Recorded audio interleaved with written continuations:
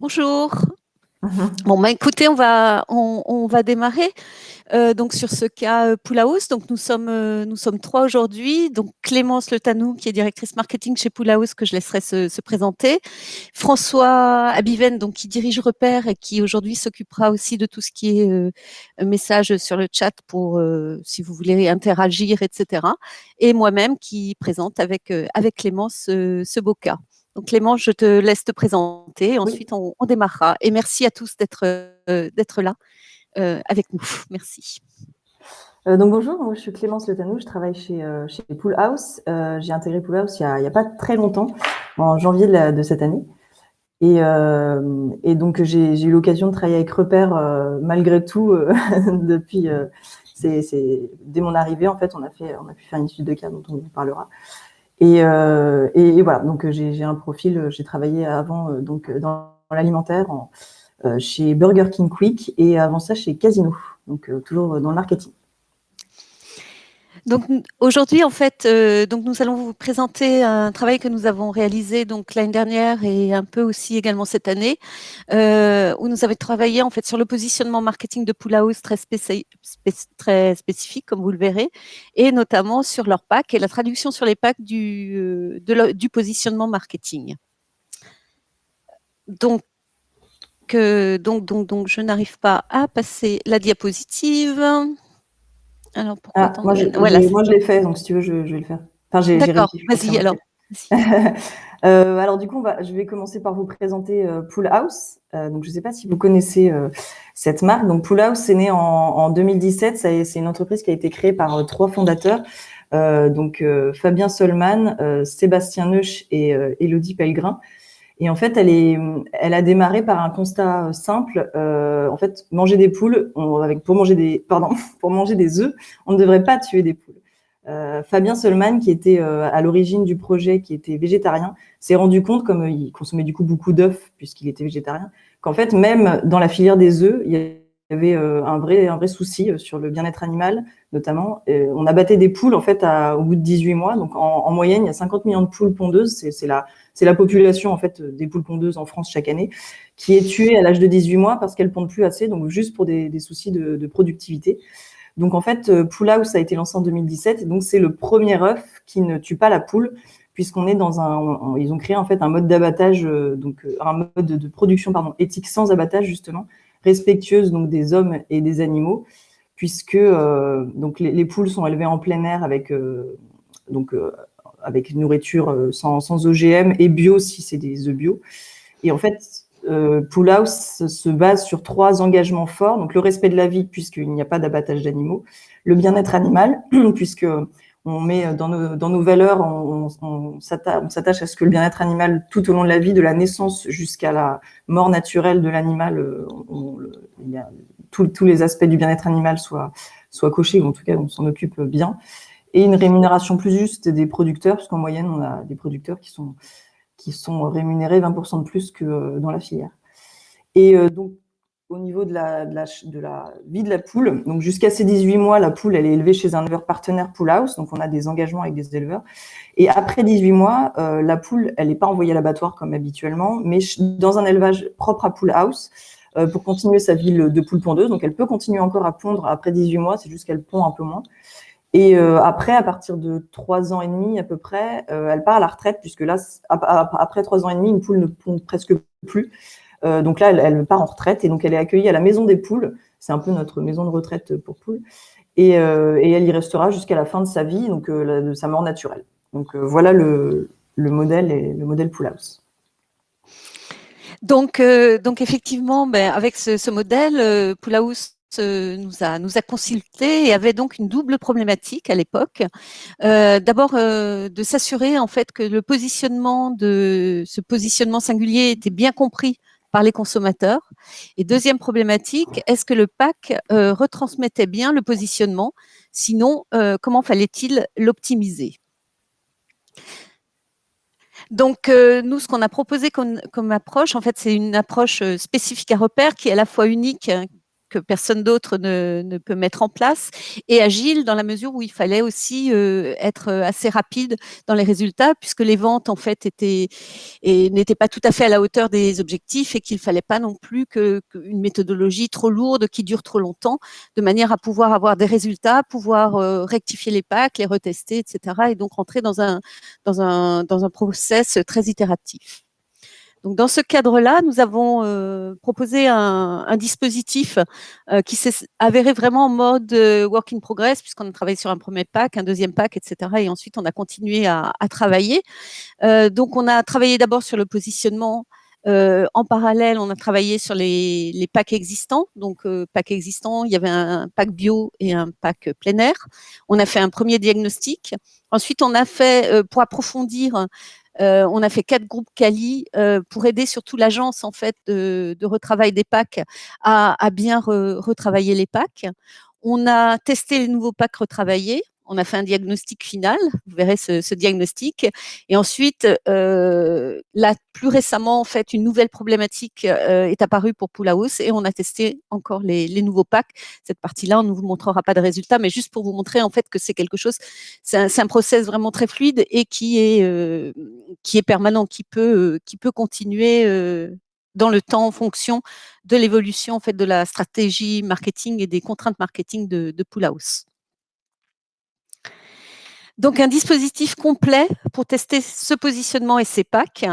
Un dispositif, en fait, qui associe à la fois le système 1 et le système 2, à la fois, en fait, une évaluation qui est fondée sur le rationnel et sur l'émotionnel, une étude quantitative et un diagnostic précis. Je vais vous détailler ça. Donc, une étude quantitative pour démarrer. On était sur des acheteurs et consommateurs d'œufs en GMS avec des quotas représentatifs de sexe, âge et des personnes qu'on a recrutées sur Access Panel.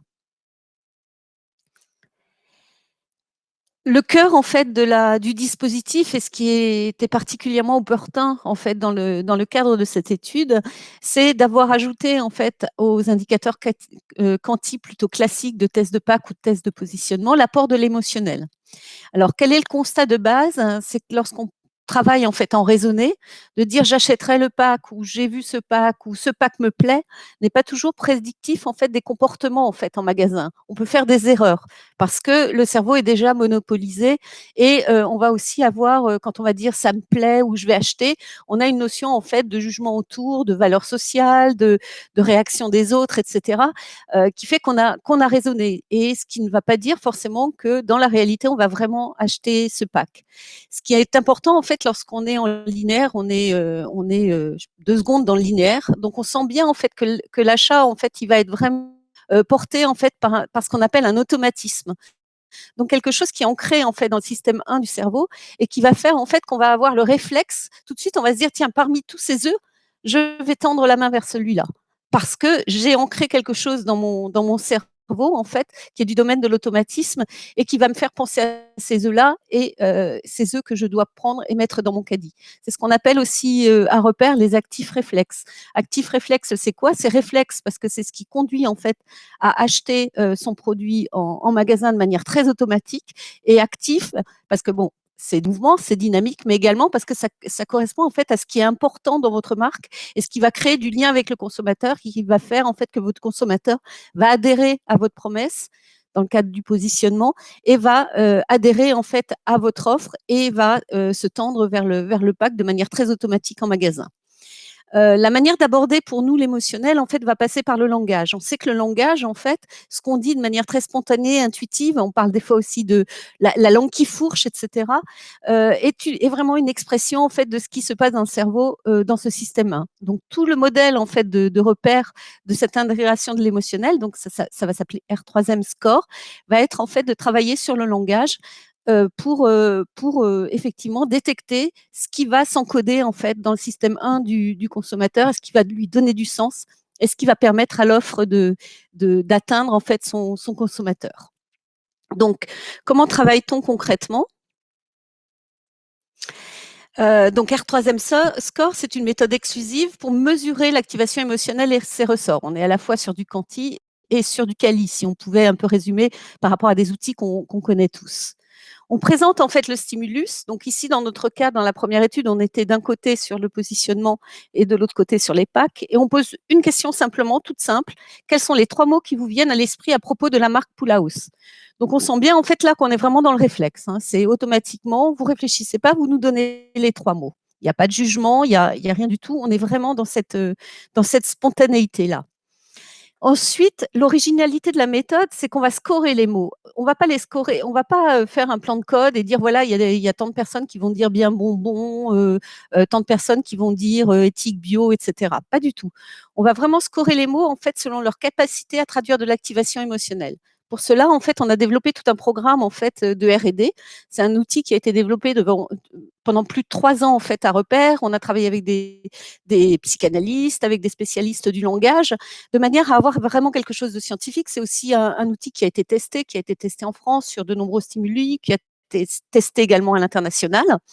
Et fort donc de toute cette expérience et de tout ce travail de laboratoire pendant plusieurs années, on a déterminé un modèle en fait qui va permettre en fait de scorer les mots en fonction d'un certain nombre de critères très objectifs, qui sont la nature grammaticale. Est-ce que c'est un adjectif, un nom, un superlatif?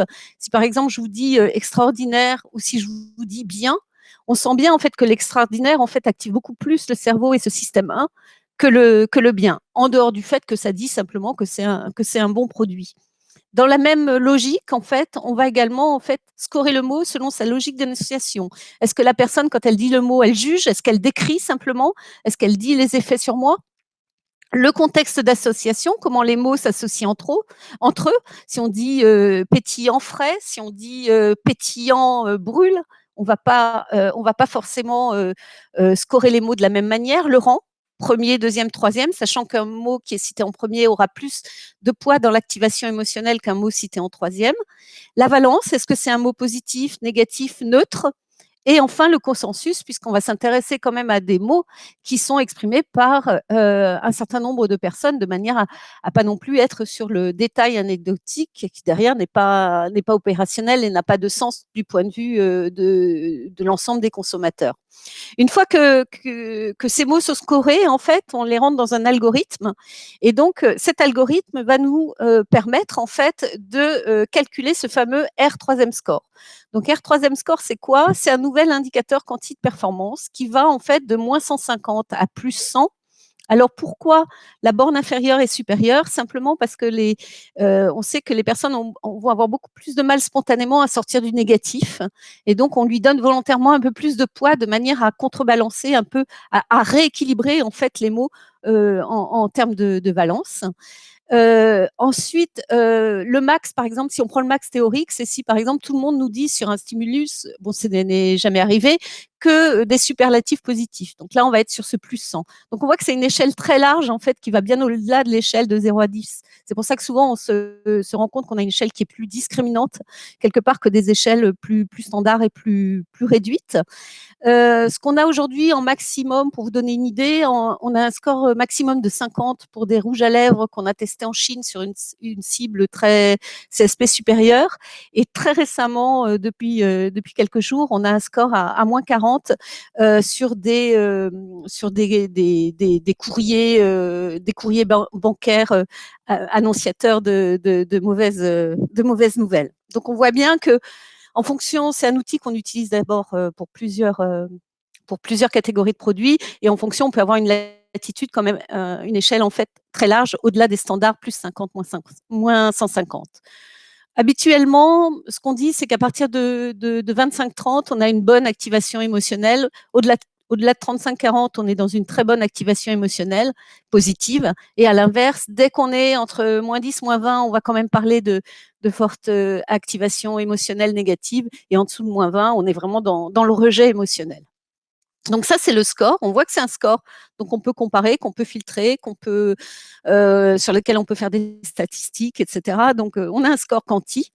Et ensuite, on va pouvoir, à travers les mots qui vont construire l'activation émotionnelle, qui ont construit ce score, en fait, exactement voir en fait qu'est-ce qui dans le positionnement, qu'est-ce qui dans le pack, mais également lorsqu'on travaille sur des films, etc., va créer de l'activation émotionnelle. Qu'est-ce qui va créer, notamment en linéaire, ces actifs réflexes, ce qui va faire en fait que votre produit va être choisi plutôt qu'un autre. Donc, dans le cas Pool House, voilà ce que cela a donné. Donc, on a d'abord travaillé sur le positionnement. Alors, le positionnement, en fait, c'était un texte avec des photos.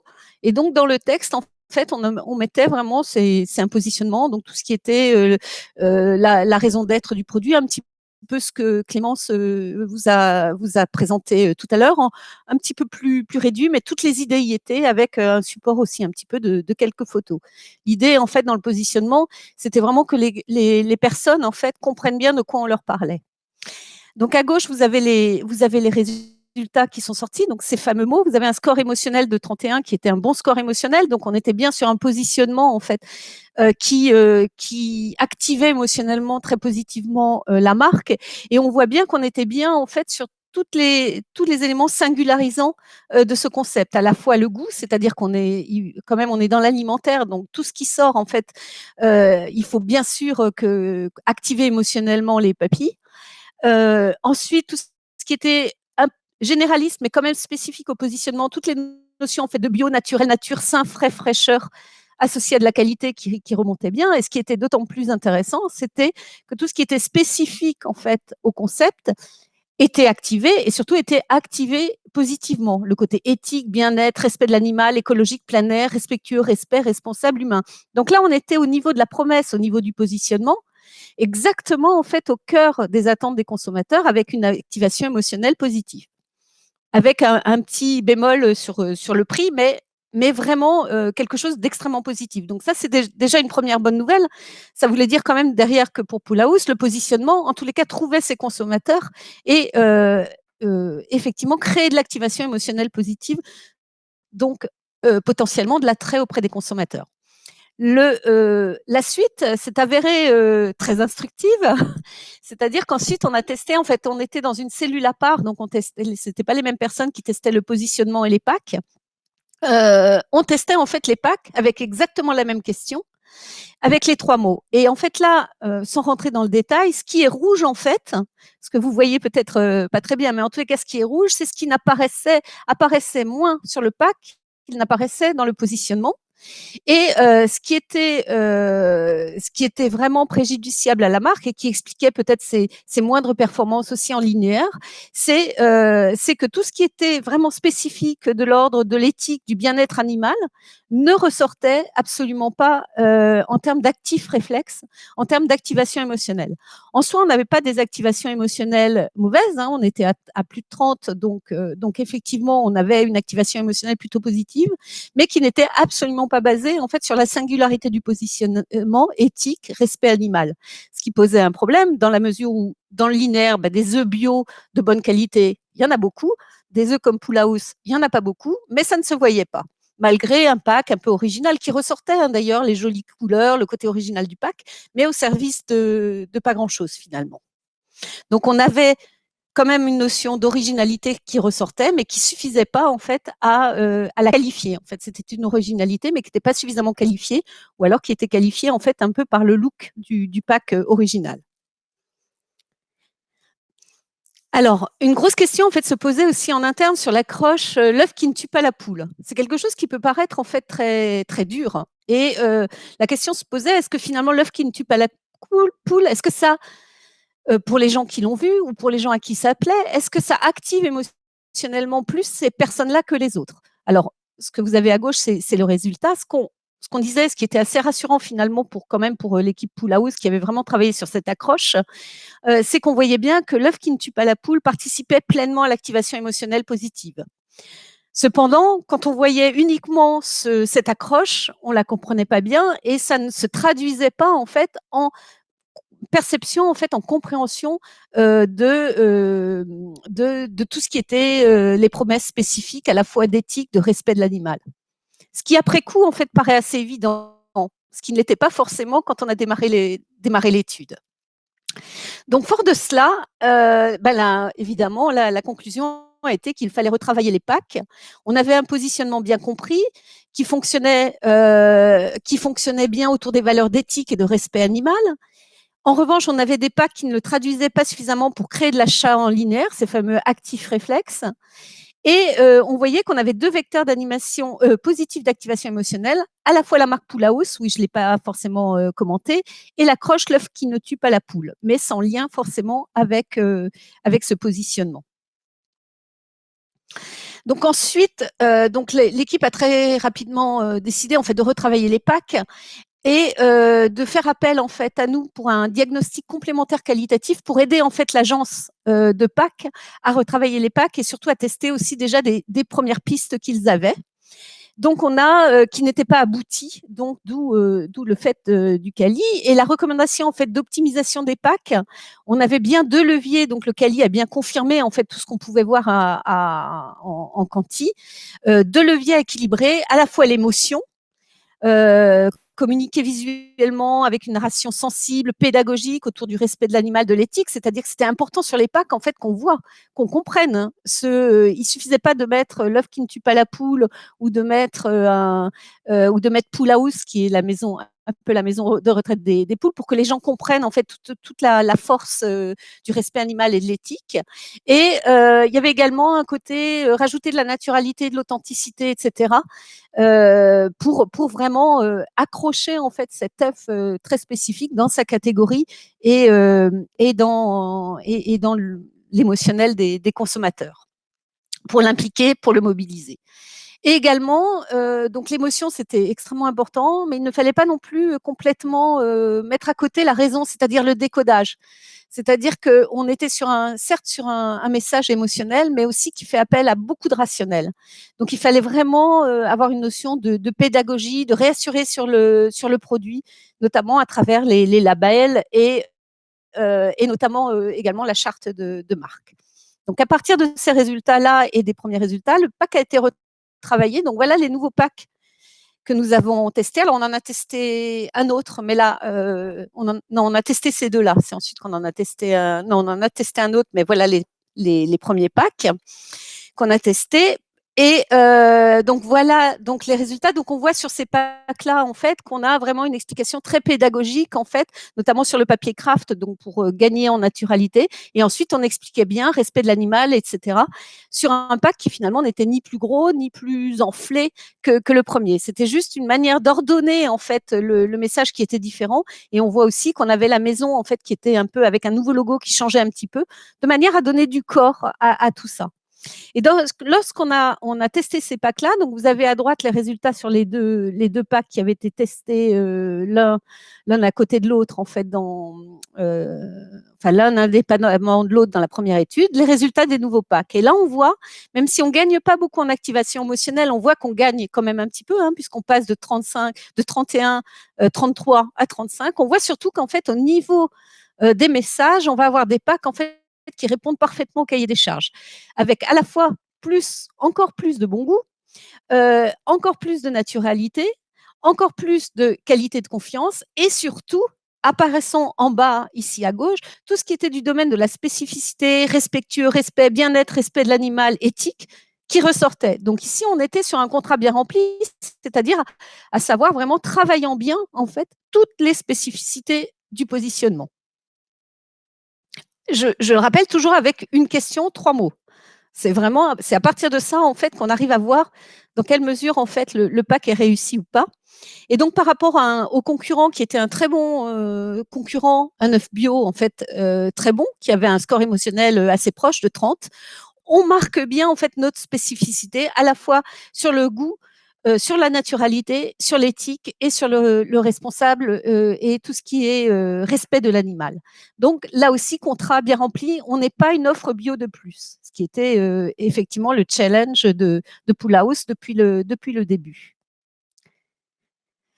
Donc, en conclusion, on a un changement de pack qui est approuvé. Alors, ce que je disais tout à l'heure en aparté, c'est qu'on avait testé un autre retravail de pack en même temps et qui s'avérait moins positif. Mais en tous les cas, celui-ci, en fait, était vraiment totalement en ligne, en fait, avec le cahier des charges. Vous m'entendez? Ouais. Oui, donc du coup, le retour d'expérience sur ce sujet. Alors, donc, comme je vous le disais, moi, je suis arrivée un peu plus récemment, mais du coup, j'ai pu, à mon arrivée, voir aussi les différentes études qui avait été faite pour le switch les changements de pack. Et c'est vrai qu'en plus, on a fait une étude après suivante, donc ça nous a permis justement de comparer aussi les résultats.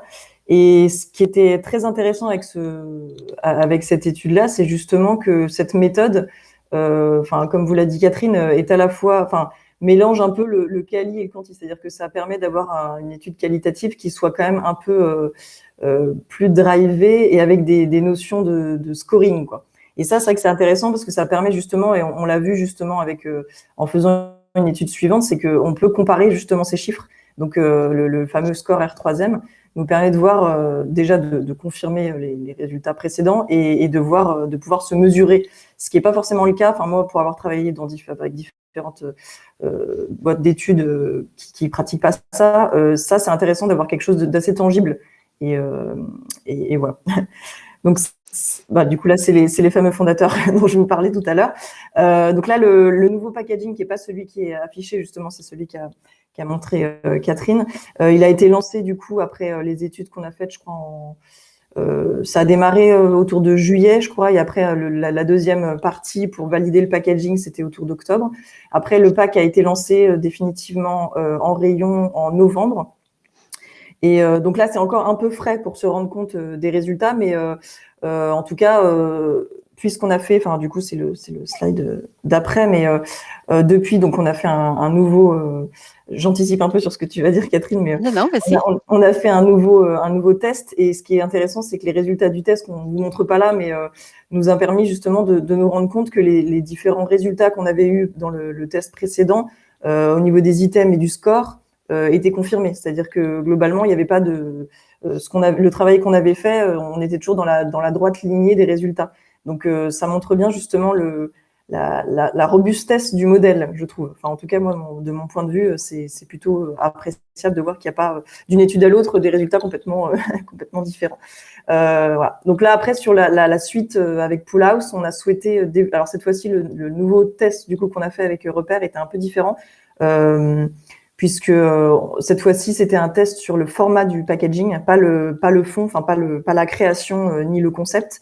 Ça, c'est quelque chose qu'on a ancré, et les premiers tests avec Repère sur le concept et la mise en avant de Poolhouse, la maison, etc., nous a permis justement d'intégrer ça à notre charte. Donc, on a fait travailler une agence de graphisme qui a été orientée aussi avec les résultats de l'étude Repère. Et donc, ça nous a permis d'établir donc un nouveau logo que vous voyez, je reviens en arrière, mais que vous voyez là, donc avec la poule qui est intégrée, la marque Poolhouse qui est un peu plus mise en avant, qui est dans une petite maison, faut qu'on comprenne bien le refuge des poules, et toujours le slogan « L'œuf qui ne tue pas la poule », puisque via l'étude, on s'est rendu compte que c'était très important d'avoir ce slogan qui était quand même conservé. Donc, en tout cas, l'orientation de l'étude nous a permis, les résultats de l'étude nous ont vraiment permis d'orienter après même notre concept graphique et en fait notre concept d'entreprise, et la façon dont on communique sur les packaging. Voilà, je ne sais pas si tu veux dire d'autres choses, Si. Catherine. Alors ensuite, juste un petit peu de pub sur l'outil. C'est sûr que c'est bon, comme vous le voyez là dans cette illustration, c'est un outil. On est vraiment sur 3 mots, donc on peut quand même avoir on a un diagnostic en fait qui est très très précis, très complet et fiable. Donc, on vous encourage bien sûr à innover également avec R3M Score. Faut savoir en fait que c'est un outil qu'on peut utiliser seul, comme on l'a utilisé ici pour Poolhouse, avec juste quelques questions rationnelles, mais également en embarqué. C'est-à-dire si vous avez des études, des tests de PAC avec des méthodologies que vous utilisez depuis des années, etc., et avec toujours les mêmes normes, etc., nous, on peut tout à fait, on peut vraiment embarquer en fait le score R3M dans n'importe quelle étude. On peut travailler avec des confrères pour cela, en bonne entente. Ensuite, c'est un outil en fait qu'on peut utiliser dans de nombreuses problématiques, en fait, à la fois produit, à la fois marque comme ici ou PAC, à la fois expérience client et également scoring de tendance. On a également développé un outil de scoring de tendance, et assez récemment, on travaille aussi en RH avec un outil dédié en fait pour tout ce qui est la mesure en fait du climat social dans l'entreprise. Voilà, donc maintenant, si vous avez des questions, alors je ne sais pas si vous pouvez poser des questions. Normalement, vous devez avoir un micro, on doit pouvoir vous entendre. Donc, si vous avez des questions,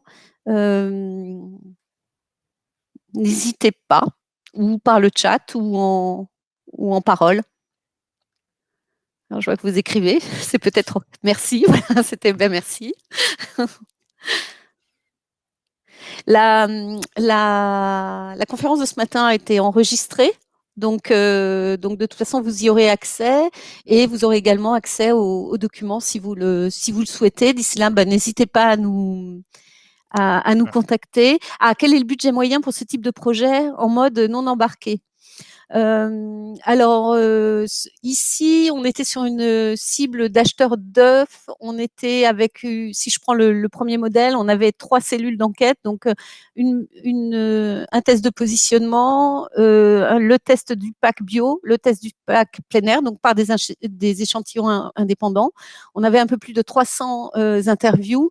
On était sur un budget en dessous de 15 000 euros. Je ne me rappelle plus exactement, mais en tous les cas, en dessous de 15 000 euros. Donc avec tout, hein, avec le terrain, avec l'analyse, le rapport, synthèse et recommandations, bien sûr. Et le budget pour l'analyse d'une question ouverte. Alors, qu'est-ce que vous entendez, l'analyse d'une question ouverte? Juste R3M? Juste la question, quels sont juste une avec les trois mots.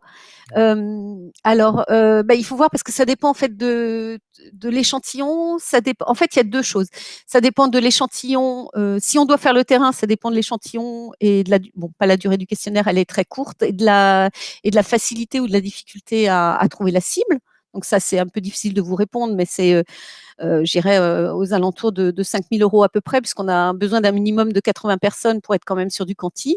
Après, je vais laisser peut-être François répondre. On a aussi un modèle en fait de plateforme en fait. Oui, voilà. Donc François, je te laisse répondre. On peut travailler en mode embarqué, c'est-à-dire que vous gérez vous-même la collecte ou vous demandez à votre partenaire habituel de rajouter la question des 3 mots dans le protocole. Donc, généralement, il ne va pas vous demander plus cher en termes de terrain pour ajouter une question ouverte. Et dans ce cas-là, vous nous envoyez les données. Et là, on a deux possibilités. Soit vous l'envoyez à l'équipe repère et on vous livre un rapport avec une analyse. Et généralement, là, on a des coûts. Alors, en fonction du nombre de stimuli, on est autour de 4 000 à 5 000 euros. Mais ça dépend. Pour certains clients, on reçoit 12 stimuli analysés. Et là, on est plutôt autour de 10 000 euros, 12 000 euros. Mais ça, voilà, c'est avec analyse. Ou bien, il y a un autre mode qui existe, c'est que là, vous vous abonnez à la plateforme. On a une plateforme en mode SaaS R3M Score. Là, vous vous abonnez à la plateforme, vous uploadez les données et en fait, vous obtenez automatiquement les analyses. Et donc là, le prix diminue. Vous pouvez être sur 1 000 ou 2 000 euros pour l'analyse, sachant que là, ça veut dire que vous devenez un utilisateur régulier. Donc, on a des clients qui font eux-mêmes beaucoup d'études, qui ont des services études importants en interne, qui gèrent beaucoup d'études. Et dans ce cas-là, eux, ils ont pris l'abonnement à la plateforme, on les a formés et ils utilisent ça comme un outil de plus. Et donc là, les coûts sont très compétitifs. Alors Emmanuel, vous disiez en fait que vous aviez déjà un texte, en fait, une colonne de test avec visiblement une question. Là, c'est peut-être un petit peu plus complexe parce qu'il faut vraiment que ça réponde au cahier des charges, c'est-à-dire 3 mots. Donc là, pour le coup, il faut vraiment nous consulter parce que comme vous l'avez vu, c'est pas du tout un plan de code ou quoi que ce soit, c'est que on a vraiment les 3 mots qu'on va scorer. Donc, si vous avez posé quels sont les 3 mots qui vous viennent à l'esprit ou quels sont les 3 mots, on peut essayer de voir ce qu'on peut en faire. Mais on a vraiment, enfin, si la question en fait on ne vous l'a pas inspiré ou guidé entre guillemets, hein, c'est juste. C'est juste un fait. Il faut quand même qu'on voit en fait quelle est la question que vous avez posée, comment vous l'avez posée, pour voir si c'est exploitable. Et si c'est là, je vois dans le chat, si c'est juste la même question, dans ce cas-là, il faut nous envoyer effectivement le nombre d'observations et le nombre de stimuli, et on vous fera, là, ça prend quelques minutes, même pas, à vous dire combien ça coûterait d'analyser ça et de le traiter avec ce modèle. On a plusieurs clients pour lesquels on a fait la comparaison entre l'analyse classique type question ouverte basée sur les occurrences et l'analyse R3M, et on a montré vraiment la richesse de cette analyse, parce que là, en fait, on prend en compte l'intensité émotionnelle adossée à chaque mot. Donc, on n'est pas dans un simple comptage, et donc on va isoler le discours qui est peu impliquant du discours qui est mis avec une forte intensité émotionnelle. Et donc, ça ne donne pas le même diagnostic, ça met en évidence des choses différentes et beaucoup plus riches. Alors, Le modèle est-il disponible dans toutes les langues? Merci Myriam. Alors, je sais qu'on avait travaillé, je crois, pour vous sur une problématique céréale, il me semble. On travaille sur toutes les langues. Après, sur certaines langues, il y a des langues sur lesquelles on travaille en direct, qui sont l'allemand. Alors, l'allemand, l'anglais, bien sûr, l'italien, l'espagnol, il me semble. L'italien, je suis pas sûre. L'italien, pas encore. Pas encore. Voilà. Et ensuite, sur les autres, lorsqu'on travaille notamment en Chine, puisque ça nous arrive vraiment, on développe beaucoup d'outils en Chine ou en Asie, on va traduire en fait les mots. Et on va ensuite travailler soit en anglais, soit en français, le plus souvent en anglais, parce que lorsqu'on travaille pour des entreprises étrangères, c'est souvent en anglais. Donc, on va traduire en anglais et on va travailler sur la base de ce scoring fait sur la base d'une traduction en validant un certain nombre d'étapes de compréhension des mots. C'est-à-dire que ça fonctionne très bien, ça fonctionne très bien en mode traduction. On a fait des comparaisons, par exemple, analyser un test français dans le modèle français, ou bien le traduire en anglais et faire tourner le modèle anglais. Et en fait, on a quelque chose de très solide, parce qu'en fait, ce qu'on cherche, c'est pas le sens exact du mot, c'est en quoi ce mot est vecteur d'activation. Donc, on va par exemple être capable de déterminer la nature grammaticale, la posture, enfin tout ce que vous expliquez, Catherine. Donc, finalement, c'est très robuste en termes de passage en traduction. Et donc, on travaille beaucoup en Asie. On travaille aussi en Afrique du Nord, en Amérique du Sud, en Amérique du Nord, mais ça fonctionne très, très bien. Et assez souvent, quand on fait une étude multi-pays, en fait, on met tout dans le même langage. On choisit une langue pivot et on fait tourner le modèle dans la langue pivot, et ça fonctionne très, très bien. Donc après, on a des normes par pays. On a par exemple les Chinois ont tendance à être plus riches dans leur langage, plus évocateurs, et donc on a des scores par pays, une norme Chine qui est plus élevée que la norme France, par exemple. C'est notre score max, la Chine. Ouais.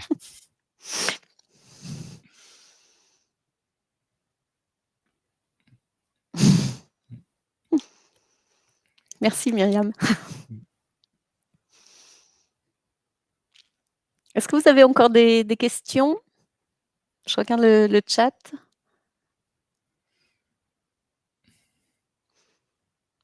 Bon, écoutez, de toute façon, n'hésitez pas à nous contacter. Et si vous avez d'autres questions, si vous avez aussi des problématiques à partager, parce qu'on peut toujours échanger, on peut toujours, voilà, on est toujours à l'écoute et dans l'échange.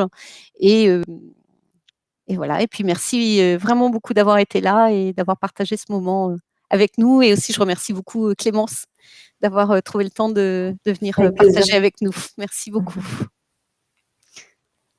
Merci à tous. Merci à tous. Merci, au revoir.